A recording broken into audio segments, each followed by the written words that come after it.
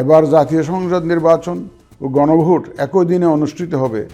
আগামী 2026 সালের ফেব্রুয়ারি মাসের 12 তারিখ রোজ বৃহস্পতিবার 300 আসনে ত্রয়োদশ জাতীয় সংসদ সাধারণ নির্বাচন এবং একই সাথে জুলাই জাতীয় সনদ সংবিধান সংস্কার বাস্তবায়ন আদেশ 2025-এর উপর গণভোট অনুষ্ঠিত হবে।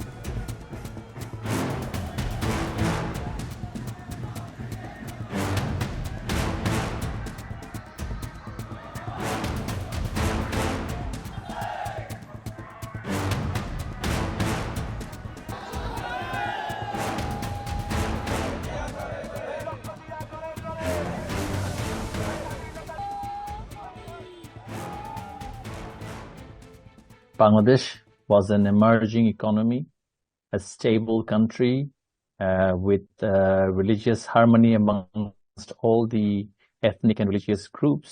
It was seen as a model case for development across the world. What has now become of Bangladesh is basically that it is going back to how the Western US diplomat Henry Kissinger once said that Bangladesh could be a basket case, a bottomless basket case. It seems like those who are in charge are trying to turn Bangladesh into what it used to be in the 80s and the 90s, an aid-dependent, unstable country with instability across the country, deep rooted, very difficult socioeconomic circumstance, widespread poverty. So this is how it was in the 80s and the 90s. So for the last 15 months, Mr. Yunus's interim government has turned the country into how it used to be. He has made no attempt to reconciliate between different political factions. He has literally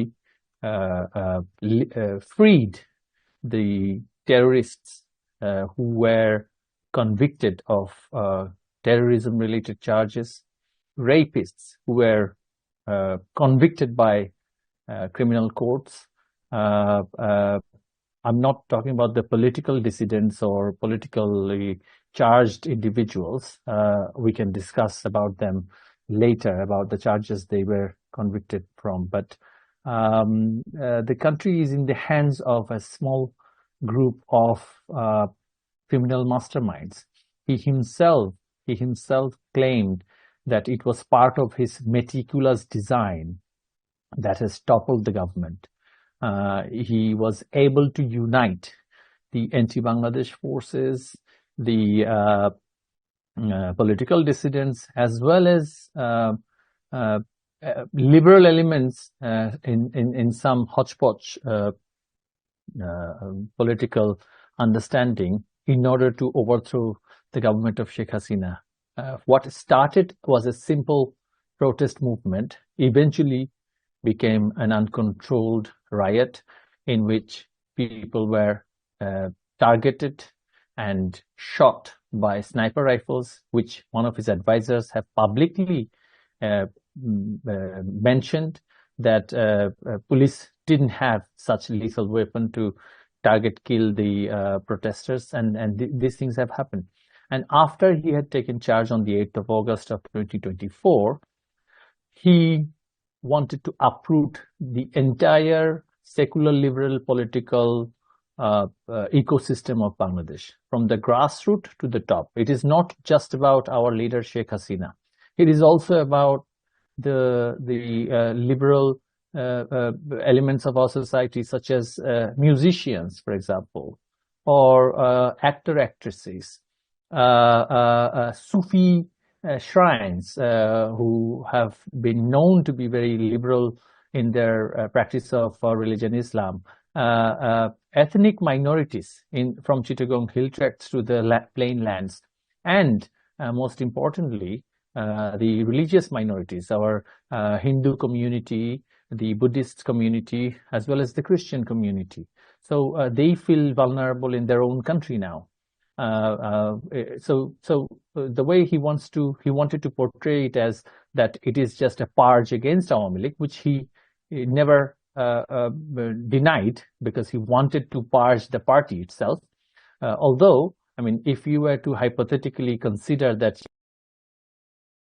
somehow responsible for certain things, certain allegations, but it was the people in government that you could just try and see what they have done, but not the activists, not the average grassroots level activists. They had no say in how the government was running. So he had arrested hundreds of thousands of our activists, journalists, professionals, and put them in jail without trial for the last 16 months. So the whole of the country has now become a jail. The interim government led by Professor Muhammad Yunus is a very weak government. Professor Yunus is a well-known global personality, respected by the people of Bangladesh, but the people he has chosen as members of the caretaker administration, they have no experience of running any administration. They were connected with some NGOs, and all they know is to run NGOs. Running the country is too much for them. Were so much corrupt, and they were dislodged by the people, and they don't have the moral courage to face the people. So internal law and order situation is very bad. Only hope of having a free and fair election can be achieved if the army supports the government fully from their heart. So a lot depends on the performance of the army. If they are serious, they have been given magisterial power already.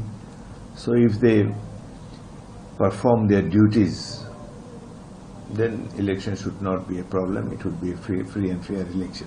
But the police administration is very weak. The government is also weak. Election Commission is trying their best. It all depends on the armed forces and other law enforcing agencies to conduct the elections in a free and fair manner. Recently, before election, there are political debate over the referendum issues and other issues, including the reform issues. So, do you think that will be hindering the electoral process, which is declared on February next year?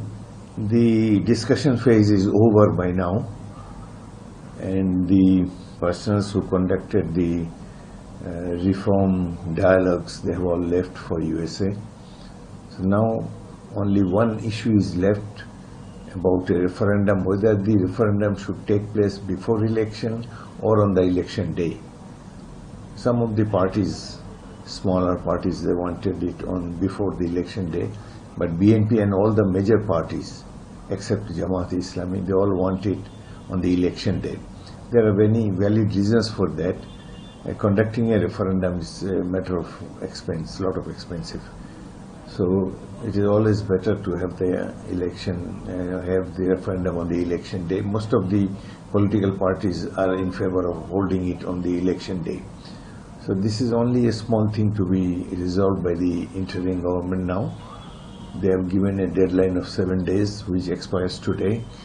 So I hope tomorrow we'll hear something from the government. We have requested the caretaker administration to sit with 2 major parties, 2 to 3 major parties, and decide the issue. Reform itself, as it appears now, they have left the job unfinished. The reform, the sponsors, the organizers of reform, Dr. Ali Riaz, he has left before finishing his full task. At the fag end, he has just left. So they should have finished this also. Now leaving it to the political parties is not valid, is not acceptable, since they have conducted a discussion meeting for nearly a year. So they should have finished this part, and then finish this part means the day of referendum, then concluded these sessions. So now we have asked the Chief of Caretaker Government to resolve this last final issue. Hope they will come out with some solution tomorrow or day after. But whatever the reform proposals they have done, many people think that it's not logical. They would like to introduce 48 clauses, 48 separate subjects for reform. For a common people to vote on 48 items on one day is not possible, and all our people are not highly educated. They all do not understand this implication of these 48 proposals. So what the government should have done, the reform proposal should have been, there are 28 reform proposals on which all the parties are unanimous. They should have picked up these unanimous 28-point reform proposals and put that into the referendum instead of the 48 with note of dissent. So we hope something can be done even now at this late stage. They should accept only those proposals on which all the political parties are unanimous. They all agree, so that the question of dissent does not appear. But still, we keep our fingers crossed. Let's see what Professor Yunus and his team does at the fag end of this discussion.